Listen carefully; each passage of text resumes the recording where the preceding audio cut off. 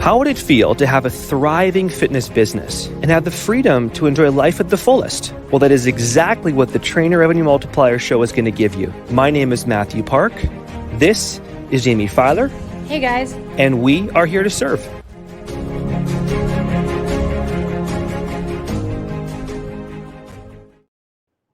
Guys, welcome to the show. My name is Mathew Parker. I have my amazing partner in crime, Jaime Filer, with me today as well. Guys, Jaime, how are you on this wonderful day, Jaime? I am well, Mathew. How are you? Doing awesome. Looking forward to just having some nugget sharing with this amazing guy we have on the call today, Jaime. Of course, looking forward to sharing some nuggets with him and diving in deep. Allan, thank you everyone? so much for coming. My pleasure. Sorry, go ahead. All the way from the UK. Well, Allan, you were actually next to my roster for introduction, but just so you know, buddy. So I love it. It's a pleasure to be here. Good to have you on the show, buddy. We're definitely looking forward to having you. Definitely share some nuggets, some information, some social media stuff for us as well. Looking forward to it. Let's kind of go over a little bit of the short backstory of kind of your story as far as kind of where it all came from. So most don't actually know, Allan is actually a dad of 5 children. Sure, which obviously is a pretty big family. Has run multiple companies over the years. I believe the recruiting company was the main one for what, 10 years, Allan? Yeah. 12 years? Yeah, correct. 10 years. Beautiful. And then of course, from there you moved over into, of course, you had 2 of those, I believe it was. Yep. You had a home-based agency as well, a fitness company, fitness business as well. And now, of course, you're running Team Miles business consulting for, of course, more like online marketers and so forth, growing their business, and of course, social media and setters and so forth. Of course, we're leveraging you as well. So you've been in the game for, I think, what, 15, 16 years, Allan? Yeah, about that. Yeah, don't give away my age. He started when he was 4. That's all. The grade gives it away immediately. Is there anything we kind of forgot as far as your story, your backstory, Allan, you want to share? I don't think so, no. Like for me, it was really a case of, I think, just to kind of explain the journey of why I moved online. And I think it's a very similar story for a lot of people. It was really about creating freedom in life, like having kids and being a dad, and very much working in that corporate world where you're expected to work 24/7, 7 days a week.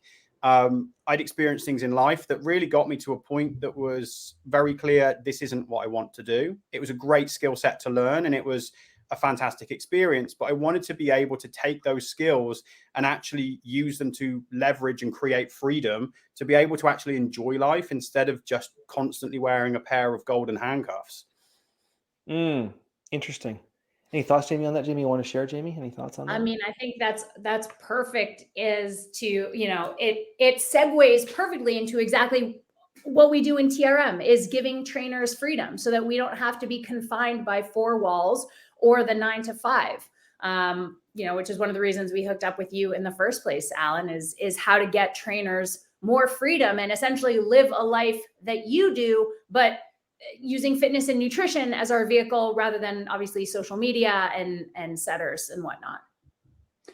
Yeah. And I think that freedom journey, it really starts from the place of understanding how do we leverage like the assets that we have in front of us. Like, how do we use social media as an example to get you in front of as many people as possible? And I think for me, one of the big things I see is so many people trying to optimize nothing. It's always about trying to get to this place of optimization of, I have this fantastic process, but what do you have in the process? Well, nobody. Okay, so it's pointless. We need to have lots in the process. And I think attention is that big piece that people are afraid of sometimes, but that's the real key to creating the freedom they're looking for, is actually understanding we need to get attention, and how you get attention has to align with you, definitely, as a human being, but you have to be okay with putting yourself out there on the ledge and being at points judged. And that's what starts to open you up to attract your person to, and I refer to it like panning for gold. When they go looking for gold, they don't go only picking up tiny gold nuggets. They go and scoop up big scoops of mud and then they shake the mud out. Any of that judgment that we get, or maybe any of the negative comments we get, or people who aren't our audience, that's the mud. And we just need to shake it away. And what's left is then the gold nuggets, who are our audience and who are the people that we care about. But I think attention is that first piece that so many people actually miss in that journey to get freedom. Interesting. So I guess with that, Allan, I guess one of the stigmas, not stigmas, I guess, that maybe people, of course, maybe here in the industry, of course, is how do you sell? Of course, how do you sell, or how do you actually engage with people authentically or genuinely actually in your DM inbox to, create those conversations that obviously could lead into potential prospects or leads for your business, right? We'll kind of start there first, if you don't mind. Yeah, absolutely. Just deeper in there, kind of go for it. So I think the important thing to think of is, I think in the DMs has somewhat of a negative reputation, just like cold calling, door knocking, anything like that, unsolicited sales has a bad reputation. And you have to look, I think, a little bit further into the industry to understand why. And I think it's because there's this undertone of there's a very different energy with some salespeople, because cold sales can be very difficult. And you need to have thick skin. You need to have that dark energy, that Conor McGregor style energy of, I'm not afraid to knock on the door and I'm going to do what I want to do. Whereas when you're speaking to coaches, there's generally a much cleaner energy, more of a Mother Teresa style energy, which doesn't gel very well. Mother Teresa and Conor McGregor, I don't think they would get on too well together if you put them in a room. So you have to think, well, how can I take a process that's been proven over hundreds of years of business, but blend it with an industry that doesn't necessarily like that approach, and it makes them feel uncomfortable? To me, the key here is value. If you can start something, if you can start a conversation that provides value with no other purpose other than to provide value, then you start a very different conversation. If you start a conversation with value in kind of inverted quotes, with a undertone of, I'm only giving you this because I want to sell you something, that can be sniffed out a mile away. It has to come from a real place of, I'm giving you this because I know it's going to help you and I care enough to spread this and do good work. But you need to have then, as a salesperson, underneath that, actually done some research to understand, am I playing, because you have to play an odds game, like sales is a numbers game. Am I giving this value to the right person who has the opportunity, the resources, and the desire to want to potentially become a customer down the line? You can't just go around blindly handing it to everybody, because you don't have enough volume inside of social media, if you're doing organic, to be able to do that anymore. So you need to be strategic with where you place the value, but it truly has to come from a place of value, knowing that it will come back around from a reciprocity perspective. Thoughts, Jaime, on that? Thoughts, Jaime, you want to share? I mean, I think, oh gosh, Allan, you are so eloquent. If we had to break it down in layman's terms, essentially what I'm hearing you say is information for free, implementation for fee. So give them stuff out of the goodness of your heart, because you're coming from a place of service. But as you mentioned, don't give it to everyone, because what people will end up needing at the end of the day isn't the information, right? In the fitness and nutrition world, supplementation, exercise physiology, it's all been done before. Nobody's reinvented the wheel. What people don't know how to do is go from information to implementation. That's why they hire trainers. So don't be scared to share your best stuff in the DMs. Don't be scared to help serve and coach in the DMs. Is that kind of what you're saying? Yeah, that is what I'm saying. And I think to take it one step further, to actually get clearer on what information you should be giving, because I think there's a misconception that when somebody says, give your best stuff, people think, I have to give my program. I have to give some high level stuff that's going to take months to implement. We don't want to do that. We want to give our best stuff from the perspective of, what is the bottleneck that prospect is experiencing today, that if we solve it, they are going to be eternally grateful, and it will build a much stronger connection. So for a fitness client, it could be something as simple as understanding how to calculate calories. It could be for a busy professional, somebody who struggles with back pain, and you could give them 3 exercises that relieves their back in 2 minutes. They're going to be eternally grateful to you, because they can go off and finally drive their car for the rest of the day with no pain. That opens the dialogue to a conversation.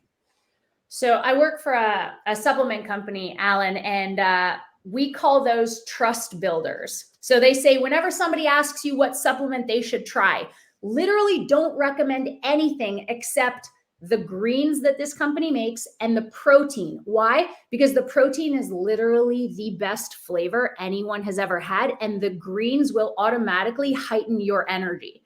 So they said, because right off the bat, you're going to build trust because you're recommending our two bet. It's going to make you feel better within 24 hours. So that's essentially what you're saying too. Give away the stuff that's going to get people to buy in because they'll see immediate results. Yes, absolutely. And I think another great example of this is if you look at when we look at things that have worked over the years in online coaching, 5-day challenges, they had obviously a massive boom a couple of years ago. And if you look at why, because some challenges didn't work at all, but the ones that did, they gave really simple things to implement over the course of 5 days. For example, eat 5 fruit and veg, drink some water, track your calories, whatever it might be. And people would come out of those 5 days feeling better than they've ever felt.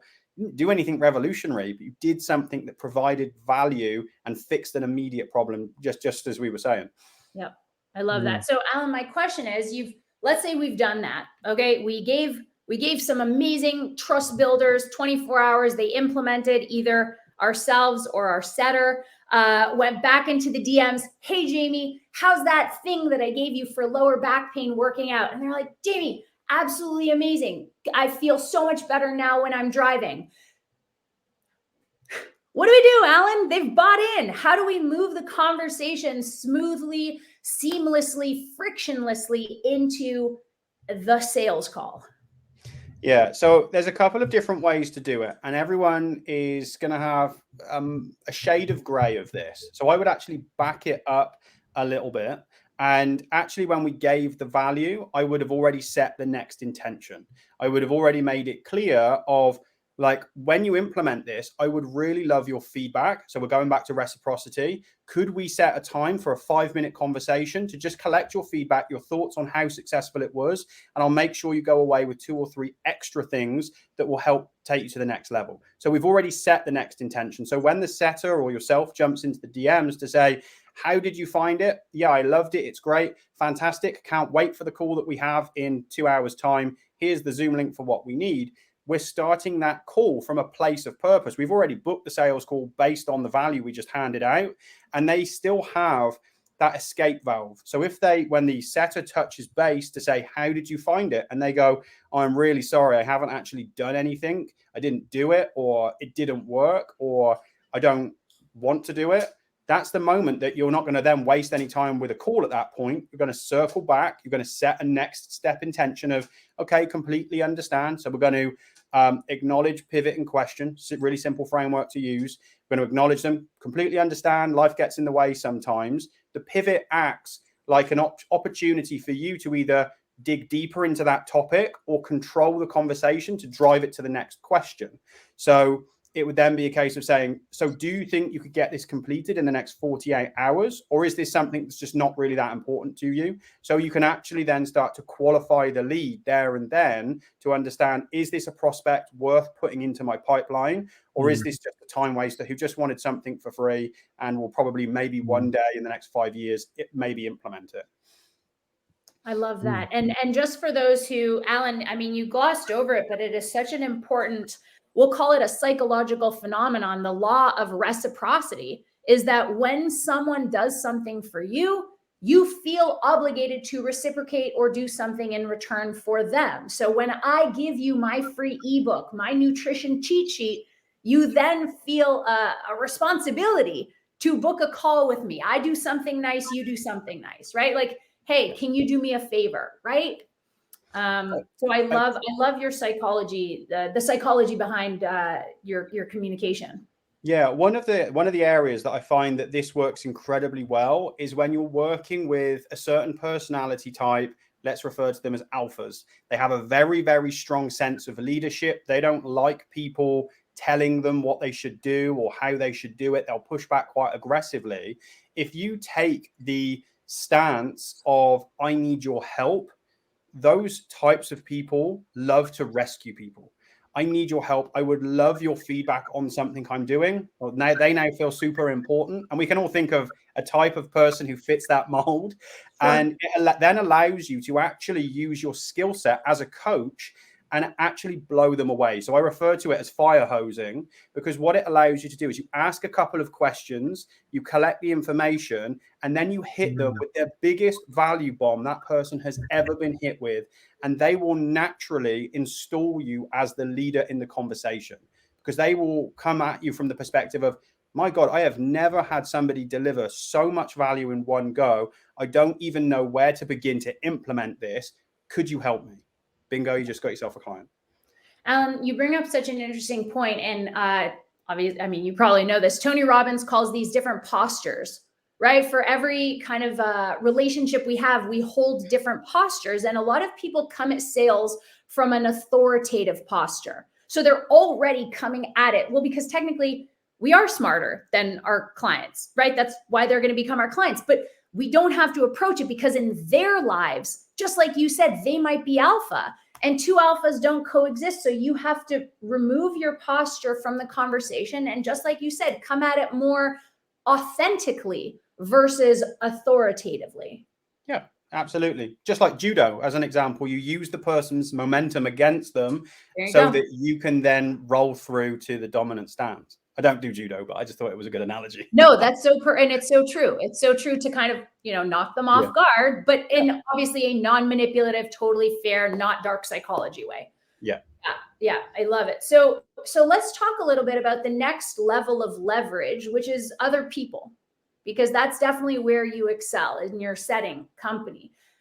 I had a conversation with one of our TRM Gold people, and he's like, honestly, you know what? I'm just not ready for the TRM engine yet. It's not a system. I don't have enough clients. Okay, fair. I'm not going to push, right? But at what point do we need to leverage another human versus a system to help free our time versus me saying, it's just my DMs. It takes me 10 minutes. I can keep doing it. I think this is the never-ending debate that will never stop, because there's a couple of different angles to come at this. And I think from my perspective, it really ties back to what's the goal of the business, first of all.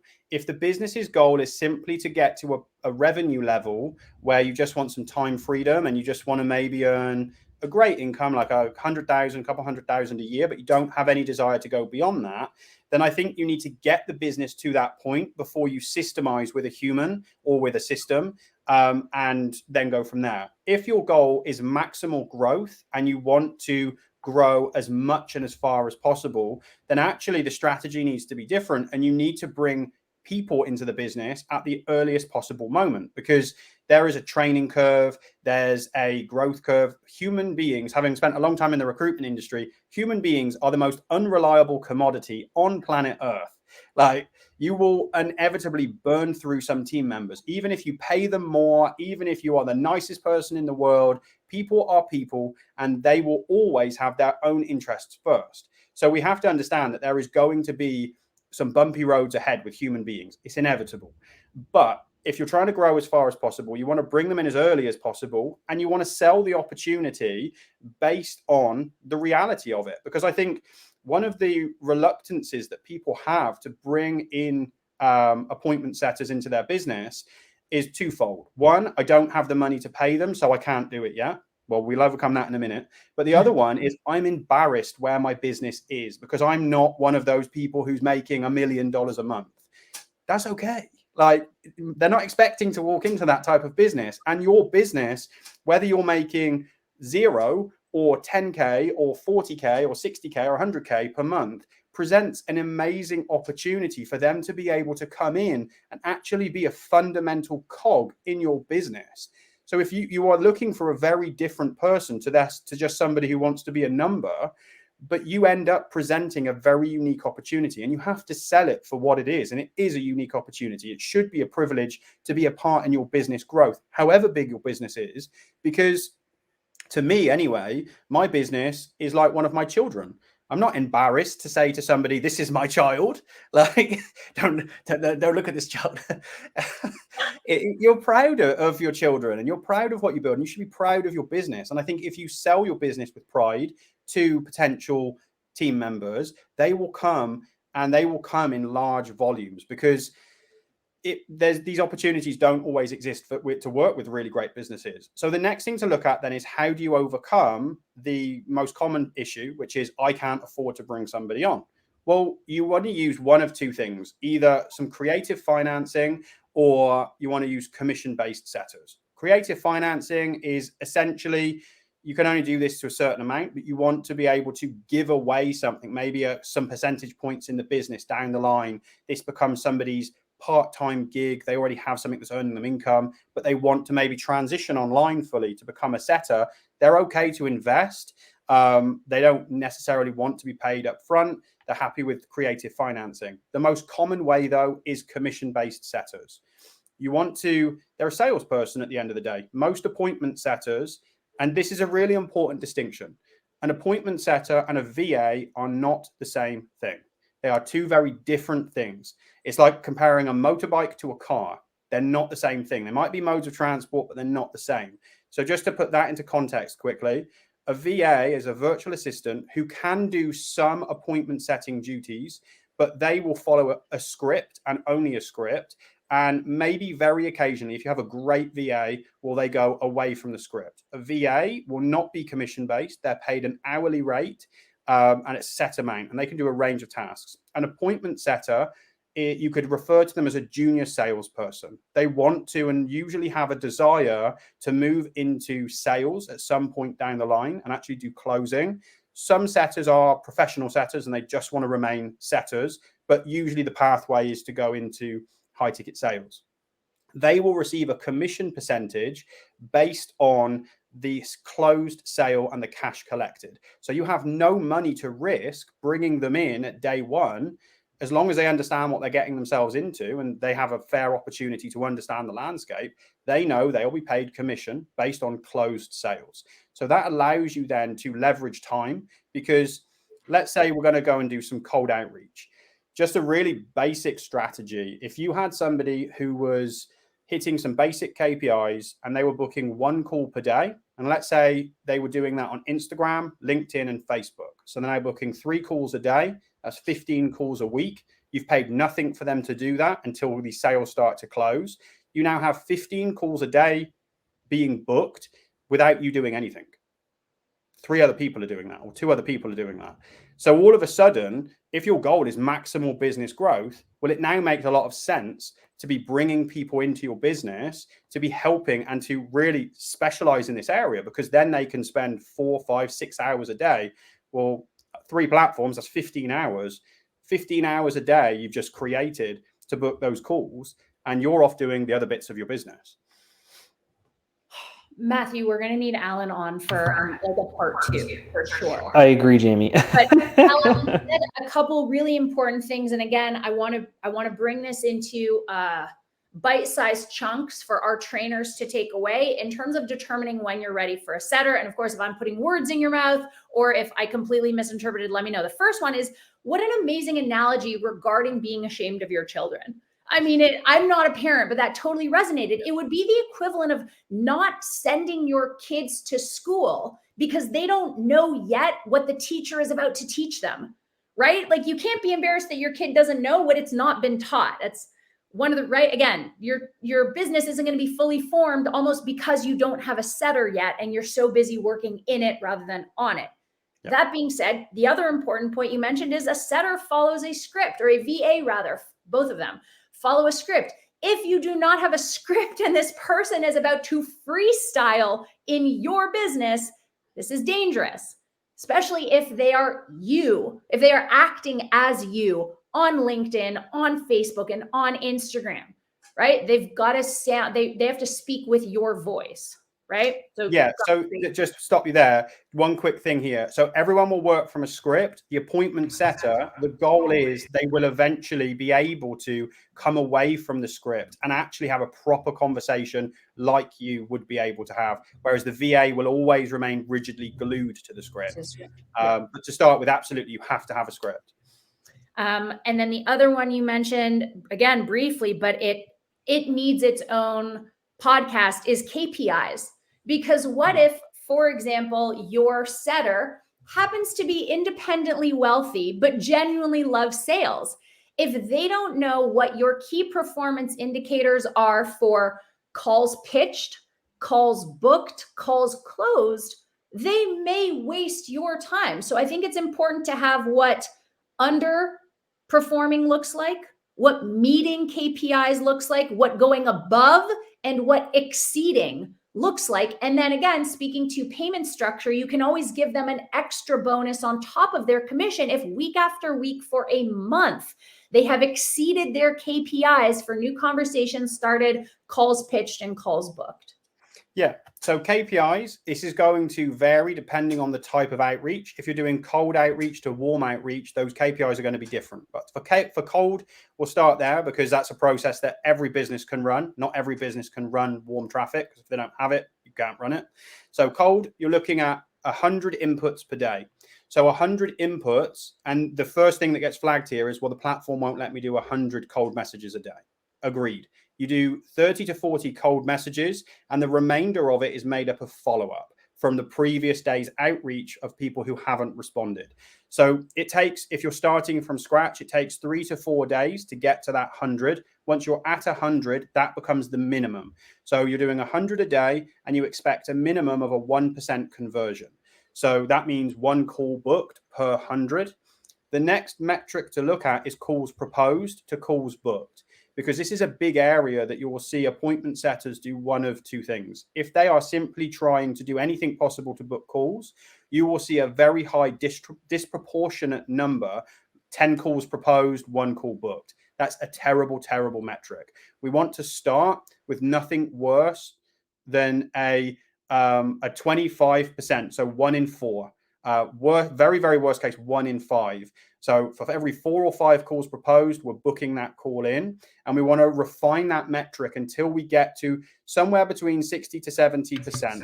So for every 3 to 4 calls proposed, like we're getting 2 to 3 calls booked in. So the setter never actually has to do more work. They just have to get better at what they're doing. And that's the refinement of it. And that's the baseline metric to look at. If you are looking at underperformance, well, we're looking at less than 100 inputs. We're looking at less than 1 call being booked in per day on average across the week. And if we're looking at overperformance or higher up performance, best performing appointment setter I know that we've worked with who has been able to hold the level for a long time, he will do 400 to 500 inputs a day and book at around 2% per day. Is that over Instagram only, Alan, or are there multiple platforms? Yeah, so that is just on Instagram, but that is a mix of stone cold traffic and then some longer term follow-up because he's been doing the role for a long time. So essentially, the longer you're in that role for, the more follow-up you have. Think of it of the amount of calls that get booked that maybe don't close. Those have become long-term follow-up. They need to be followed up and diligently followed up to be rebooked and then sold. So that's how you start to really get and push those high numbers. Man, this is like absolutely full of value here, Alan. I really appreciate your support. I think Jamie definitely left here. Probably your Wi-Fi kicked up because of the storm over there as well too. So, Alan, wow, this is like information value pack nuggets. Thank you very, very much, man. I appreciate that. My pleasure. So, where can they find more information about Team Miles? Give us some more information about Team Miles, man. Yeah, so you can find me on my website, so allanmiles.com. Links to all my social channels there. You can find me on Facebook, literally allan.miles. Instagram, Allan Miles Consultant, or Allan Miles and an underscore. I've got a couple of accounts there. Or you can hit me with an email, allan@allanmiles.com. Nice and simple. Just remembering. Can you also give us a background, also before we kind of go here, quick, basically what exactly your company all kind of does? You mentioned social media, backstory stuff. Like what kind of all your company kind of does?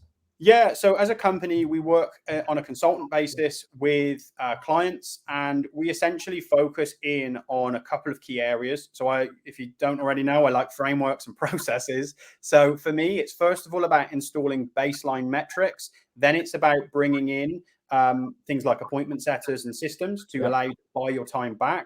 And then we bring in second and third revenue streams.